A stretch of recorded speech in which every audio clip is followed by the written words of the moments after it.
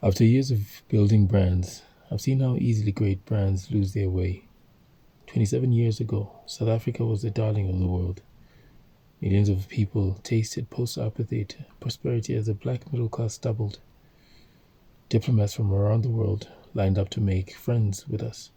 Scores of international scholars studied the South African miracle with the hope of modeling and settling it as the new model of conflict resolution. But nothing will set you up for failure more than your successes. And so, as a nation, we slipped. You could be the smartest person in the world, but if your country is a failure, you'll fail. Open quotes. Just because you do not take an interest in politics, it doesn't mean that politics won't take an interest in you. Close quotes. The ancient Greek statesman Pericles warned us. It's now your turn to help create a free, healthy, and wealthy nation where the human spirit can explore all its God-given talents. Why should you be shackled to the frozen shadows of history that you can't change when you can bask in the glory of the future that you can create? This is a mini manual for the new heroes and heroines that South Africa needs. Muzi Kuzwayo. This was the synopsis of a book called South Africa's Promise: Creating the Future We Want by Muzi Kuzwayo. I'm going to read a bit of a bio here that I found on the speaker's firm. Muzi Kuzwayo is a speaker, is a founder of Ignitive, former CEO of TBWA Hunt Lascarius, marketing disruptor. Yep. Meet Muzi Kuzwayo.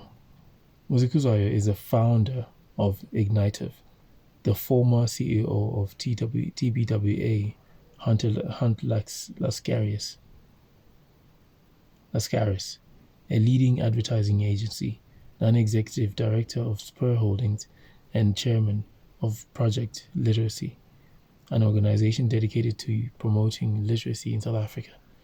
Muzi was also a director and shareholder of King James, an advertising agency, as well as a director of the Association of Communication Agencies, an industry body that represents advertising and communication agencies.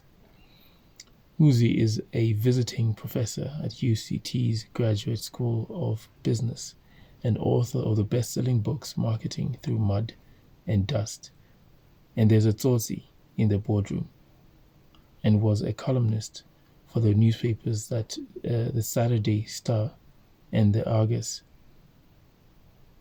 commenting on advertising and marketing. 6 years ago, he bought 2 Pick and Pay franchise stores, which he ran personally, giving him a complete understanding of building brands right through to retail. He also has extensive knowledge of the South African workforce and the ability to align the interests of workers with those of shareholders. So that's a brief bio of the author of this book. The idea of these videos, or at least the next coming videos, is to just pretty much go through this book. It's a very short book with really wonderful lessons. I've read a few pages of this book, and I think it's a really important read, especially for those who are entrepreneurial minded. Looking at the dreams of South Africa, it might be a bit of ironic that a person who's not even South African is leading these sessions. I'm originally from Zambia, but I find there's going to be value, obviously, in these books, as I am a resident of South Africa. I'm currently living in South Africa, and so this applies to me just as much as it applies to the South Africans living in this country, because we have the same, or rather, South Africans born in this country We have the same, I'd say I share the same dreams and aspirations as some of the people of this country, more for Africa than just for South Africa. And so this, I hope, will be an important and a helpful read. So I'm just going to go through a few, pages to introduce the book. This Constitution is the supreme law of the Republic. Law or conduct inconsistent with it, is invalid. Let me try that again. This Constitution is the supreme law of the Republic. Law or conduct inconsistent with it is invalid, and the obligations imposed by it must be fulfilled. Constitution of the Republic of South Africa. Our story. There was once a young person who wanted to become a great leader. Her name was Hakuna. She was very unhappy with the fact that in her country, South Africa, there were more than 30 million people who lived below the poverty line. This meant that if they bought butter that day, then they could not afford to buy bread for a few days. Another sore point of Hakuna was that 25 million people were unemployed. She wanted to change things.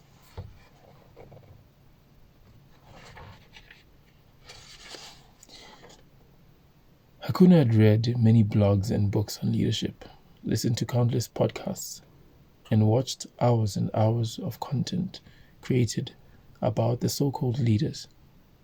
She was starting to be cynical because she saw too many leaders becoming rich at the expense of the people.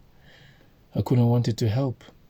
She did not want young people to lose opportunities during the best days of their lives, best years of their lives. So she did something about it. Hakuna heard about the sage who lived in the vicinity of the cradle of humankind and went to seek knowledge from him.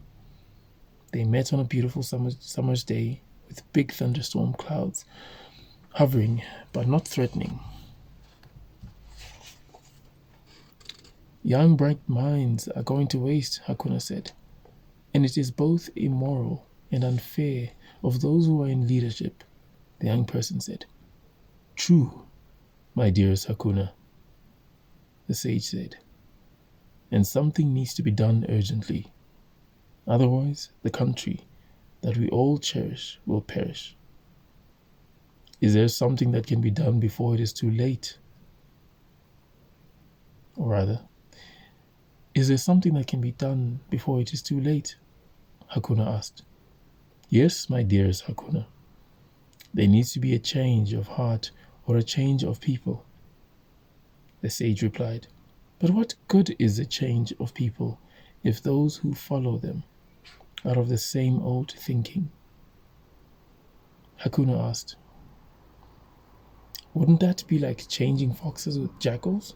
She continued. Correct, my dearest Hakuna. There needs to be a change of thinking too, because clearly the prevailing thinking, if there is any, is failing, the sage said. Leaders learn every day. Leadership is like flying. It cannot be self-taught. The leader's success is in the success of the people.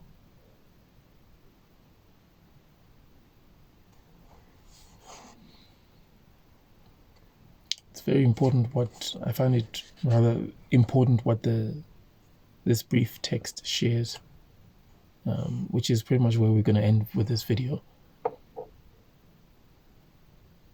Here's a young girl called Hakuna. She's concerned about her country.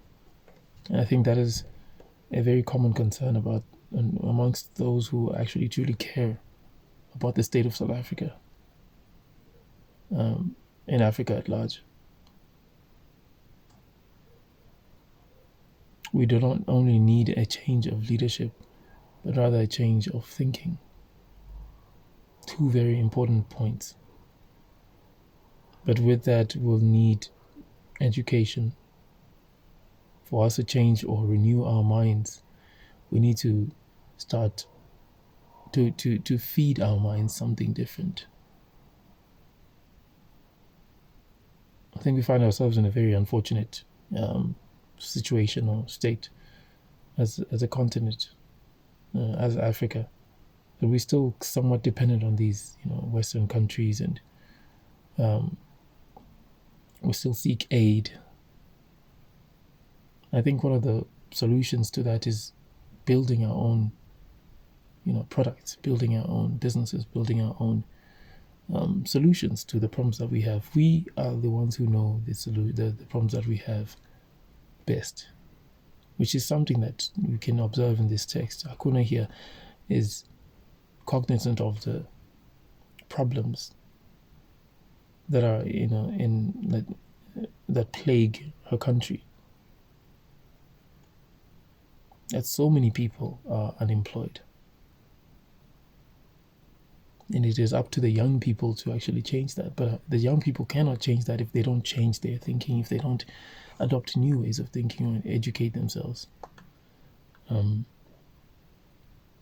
I guess if there's anything to think about from this, it is for us to, I'd say not necessarily wish that there's going to be some miraculous change of leadership that's going to take place, and that we'll suddenly get a leader who's just right for the job, who's selfless. The chances of that happening are very slim. If as history has proven, there's been quite some really good leaders in the past, but what continues to happen is Africa is plagued by some really selfish men who seek their own good. Not only men, but women as well, who seek their own good, seek their own selfish, gain instead of the people's. And for that to change, we should not only hope for a change in leadership, I think, to some extent, but rather it has to be us ourselves changing from within, because that's the best change that we can actually enact on this country. It is the people changing themselves, the young people investing in knowledge and education.